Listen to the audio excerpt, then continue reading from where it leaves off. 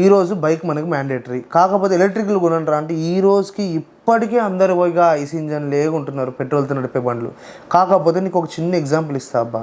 ఈరోజు నేను మొన్న రీసెంట్గా నా దగ్గర ఒక యాక్టివా ఉంది, ఇంకొక ఎలక్ట్రిక్ స్కూటీ కూడా ఉంది. ఇక్కడ నువ్వు కానీ చూస్తే నాకు యాక్టివా 1,10,000కి కొంటే ఇది 1,60,000కి వచ్చింది. ఓకే, ఇది కాస్ట్లీ. కాకపోతే యాక్టివా దగ్గర ఎవ్రీ సర్వీసింగ్ నేను ఇచ్చేది 200 రూపీస్. ఎవ్రీడే నేను ట్రావెల్ చేసేది 80 కిలోమీటర్స్, ఇది వచ్చేసి 40 to 50 వస్తుంది. నేను అట్లీస్ట్ 200 రూపీస్ పెట్రోల్ కొట్టిస్తా. అదే నా బండి ఎలక్ట్రిక్ స్కూటీ ఏదైతే ఉందో అది 13 రూపీస్ కరెంట్ తీసుకొని నాకు 85 కిలోమీటర్స్ వచ్చేస్తుంది. 13 రూపీస్ పర్ డే. నాకు ఇక్కడ నేను మస్తు సేవ్ చేసిన. ఇవన్నీ కాకుండా నేను పెద్ద ఫ్యాన్ దేనికి చెప్పాను, ఎలక్ట్రిక్ దాంట్లో దానికి ఉంటుందబ్బా పవర్. నువ్వు ఒక్కసారి థ్రాటిల్ ఇస్తే నీకు ఏదైతే ఫన్ కావాలో ఆ ఫన్ మొత్తం కింద నుంచి మీద వరకు ఇస్తుంది అది. అదే ఒకవేళ నువ్వు యాక్టివా బట్టు కొట్టినావు అనుకో, వెళ్తానులే అని దాని మటుకు అది మెల్లగా అవుతుంది. కాబట్టి నువ్వు వాళ్ళు చేయాల్సింది ఏం తెలుసా, ఒక్కసారి పోయి అట్లీస్ట్ ఒక్కసారి పోయి ఎలక్ట్రిక్ స్కూటీ